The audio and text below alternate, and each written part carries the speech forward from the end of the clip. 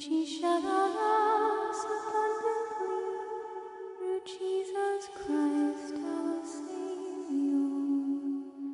that being justified by his grace, we should be made heirs